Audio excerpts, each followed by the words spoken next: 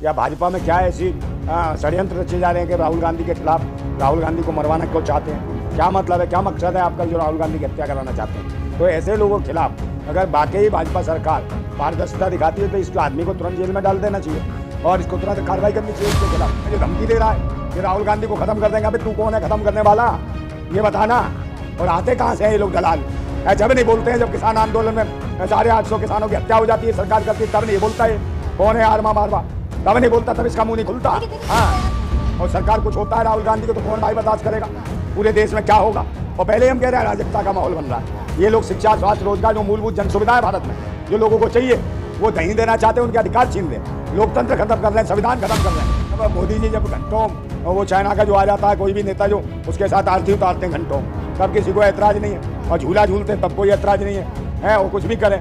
और ये अगर कोई राहुल गांधी पहुंच गया विदेश में कहीं पर भी तो उसको बवाल कर देंगे। सब माहौल भारत में बना रखा, मुसलमान सुरक्षित नहीं, बेचारा वो रो रहा है। आप मुझे बताओ, मस्जिदों के बाहर बताओ, ऐसे पाखंडी भेज रखे हैं चिलमची नशेड़ी जो मस्जिदों के बाहर बैठ जाते हैं, हनुमान चालीसा पढ़ते हैं। बताओ, इतने सारे मंदिर हैं, लाखों करोड़ों मंदिर हैं भारत में, वहाँ खाली पड़े रहते हैं, वहाँ मंदिरों में नहीं जाते। हाँ। क्या लग रहा है सर, बीजेपी के एक नेता हैं जिन्होंने राहुल गांधी को धमकी देते हुए कहा है कि जो उनकी दादी का हाल हुआ वही राहुल गांधी का भी होगा? मुझे लगता है अगर बीजेपी का नेता है और मुझे इतना मूर्खपूर्ण बयान दिया है, भारतीय जनता पार्टी को ऐसे नेताओं को तुरंत निकाल फेंकना चाहिए जो इस प्रकार की धमकियां दे रहे हैं। और एक विपक्ष के नेता को इस प्रकार की धमकियां देने का मतलब क्या? और कहीं ना कहीं ये एक चुनाव है, चुनावी माहौल को देखते हुए, और इन्हें लगता है भाई आप किसी और धमकी दे रहे हो, कोई राहुल गांधी कोई सत्ता में तो है नहीं, और सत्ता में होता तो भी आप विरोध कर सकते थे। मगर इस तरीके की धमकी के जो उनका हाल हुआ भाई आपका भी हाल होगा, तो भाई आपकी मंशा क्या है इसको क्लियर बताओ। या भाजपा में क्या ऐसी षड्यंत्र रचे जा रहे हैं कि राहुल गांधी के खिलाफ, राहुल गांधी को मरवाना क्यों चाहते हैं, क्या मतलब है, क्या मकसद है आपका जो राहुल गांधी की हत्या कराना चाहते हैं। तो ऐसे लोगों के खिलाफ अगर वाकई भाजपा सरकार पारदर्शिता दिखाती है तो इस आदमी को तुरंत जेल में डाल देना चाहिए और इसको तुरंत कार्रवाई करनी चाहिए इसके खिलाफ। अगर इस तरीके के बयानबाजी करेंगे कि उड़ा देंगे या उड़ जाएंगे, तो धमकी, भाई धमकी देने का मतलब क्या? आप कौन हो? डॉन हो? कौन हो? गैंगस्टर हो? माफिया हो? बदमाश हो? क्या हो?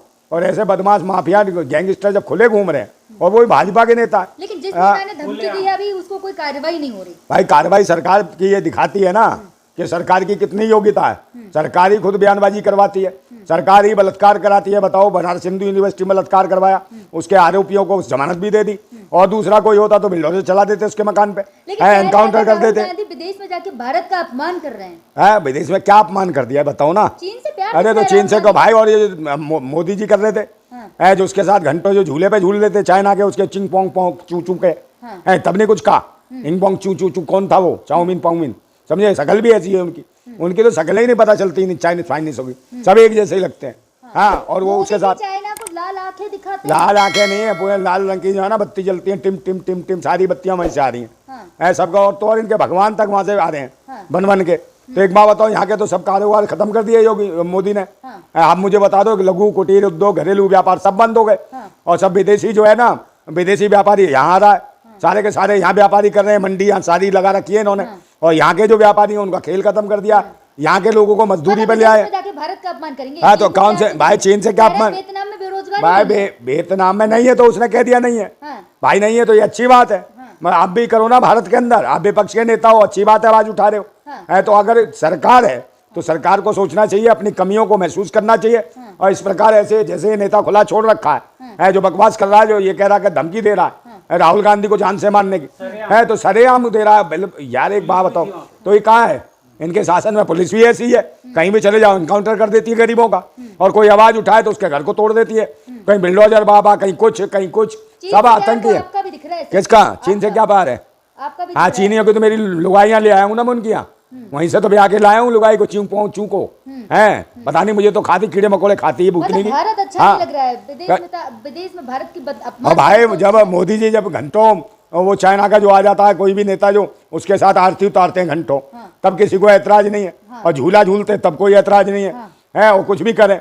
और ये अगर कोई राहुल गांधी पहुंच गया विदेश में कहीं पर भी तो उसको बवाल कर देंगे, और धमकी ऐसी देते हैं जैसे पता नहीं इनसे शरीफ कोई नहीं है, जैसे पता नहीं क्या करे। आप बताओ ना, बीजेपी के नेता बता दें कि शिक्षा पे, स्वास्थ्य पे, रोजगार पे, बहन बेटियों की सुरक्षा पे बोला है ना, किसी पे काम किया तो आरएसएस पे बोलेंगे नहीं हमला, बोलेंगे नहीं हमला, जब खिलाएंगे अपना कमला, बहन बेटियों की लूट लेते हैं इज्जत, ऐसे पाखंडी है इनकी सरकार में, और उनको खुलेआम छोड़ रखा है। ऐसे ये जो तानाशाह घूम रहा है, ये कौन है बदमाश, है जो धमकी दे रहा है कि राहुल गांधी को खत्म कर देंगे। अबे तू कौन है खत्म करने वाला, ये बताना। और आते कहाँ से हैं ये लोग दलाल? जब नहीं बोलते हैं, जब किसान आंदोलन में 850 किसानों की हत्या हो जाती है सरकार करती है, तब नहीं ये बोलता है कौन है आरमा मारवा, तब नहीं बोलता, तब इसका मुंह नहीं खुलता। देखिए इस बयान को उसमें कहा है कि राहुल गांधी ने जो विदेश में कहा है कि अपने कड़ा और जो सिख जो पहनते हैं कड़ा और वो पगड़ी बचाने के लिए। हाँ तो वो कह रहे हैं ना जैसा माहौल भारत में बना रखा, मुसलमान सुरक्षित नहीं, बेचारा वो रो रहा है। आप मुझे बताओ मस्जिदों के बाहर बताओ, ऐसे पाखंडी भेज रखे ना चिलमची नशेड़ी जो मस्जिदों के बाहर बैठ जाते हैं, हनुमान चालीसा पढ़ते हैं। एक बात बताओ, इतने सारे मंदिर हैं, लाखों करोड़ों मंदिर है भारत में, वहाँ खाली पड़े रहते हैं, वहाँ मंदिरों में नहीं जाते और ये घर में पूजा नहीं करते भूतनी के। ये हालत है, हंग के भी हाथ नहीं धोते और वहां जाके इन्हें लग रहा है हनुमान चालीसा। ये तो मजाक बना रहे हैं धर्म का भी है, इन्हें खाली नहीं है बिल्कुल।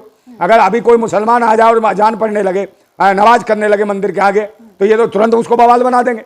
और ये तो खुद लिख देते हैं कि भाई इनमें मुसलमानों का प्रवेश नहीं है, मंदिरों में ही लिख देते हैं कि फलानी जाति का प्रवेश नहीं है। विदेश जाते हैं तब तक बीजेपी वाले कहते हैं भाई भारत का अपमान कर दिया। हाँ तो भारत का अपमान, ये तो बहुत बड़ा सम्मान करके आता है। जैसे मोदी अपने ले जाता है कि चुने मोदी मोदी मोदी मोदी, और ये नहीं देखता भारत माता रोदी रोदी रोदी बलात्कार करते हैं।